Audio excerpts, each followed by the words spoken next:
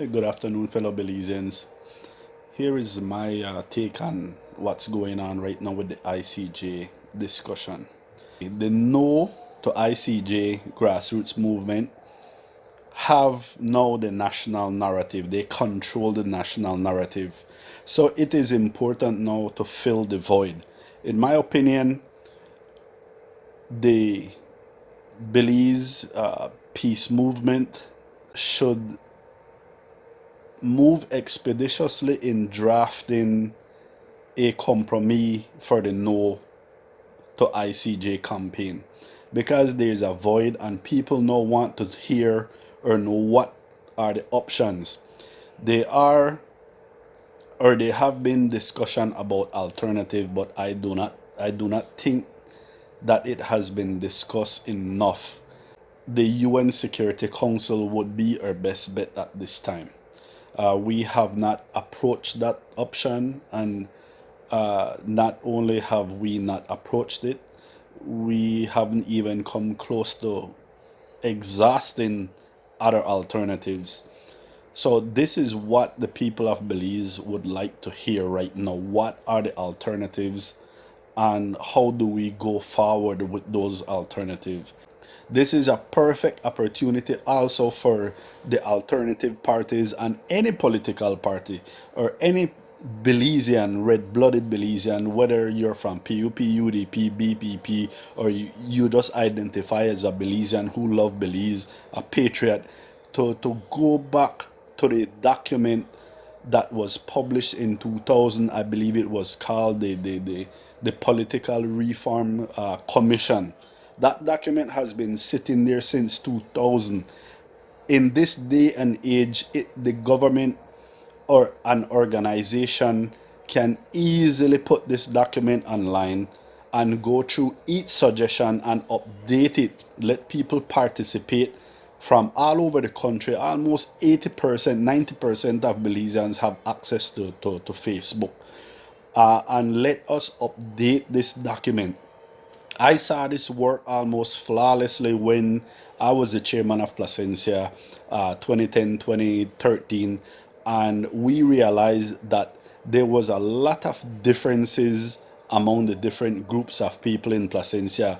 The people from same bite, the people in Placencia, the expats, and so on and so forth. So what we did was formed a steering committee, and we hired professional consultants outside of Placencia, and then we came up with the Peninsula 2020 initiative.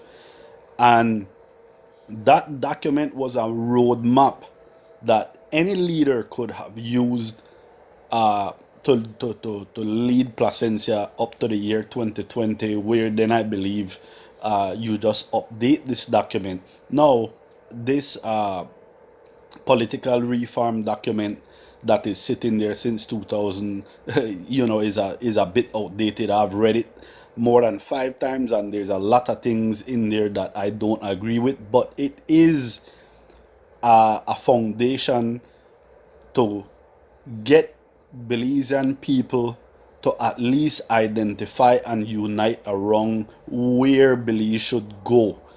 This should not be a top-down approach anymore. Politicians should not be telling Belize where Belize should go. It should be the people who should be telling Belize where Belize should go. And getting this document online in an official capacity, and starting a campaign where this document is updated to 2019, and updated to reflect especially the needs and wants of the young people in Belize, who makes up more than 80% of the population, 18 to 35 years old. These are the people who should be guiding where Belize needs to go, because if you can see in the news every day, if you study the statistics, it is the young people in Belize who are being affected by the social and economic policies that have failed over the past 37 going on 38 years. So instead of us worrying about who is PUP, who is UDP, and who is this political party or that political party, this is a perfect opportunity for Belizeans to unite on a single goal. Where do we want to go as a country in the next 50 years, 30 years, and we break it down all the way until we have a proper plan. Now, you have the Horizon 2030, I believe that's the document, but that document is also outdated. You know, all these documents should be living documents where there's constant feedback. This is why a lot of countries in Scandinavian countries are always listed as the happiest countries. They are always on the top, you know, in the top 10 indexes, happiness index and ease of doing business index and so on and so forth in the world, because they are constantly initiating conversations with the people.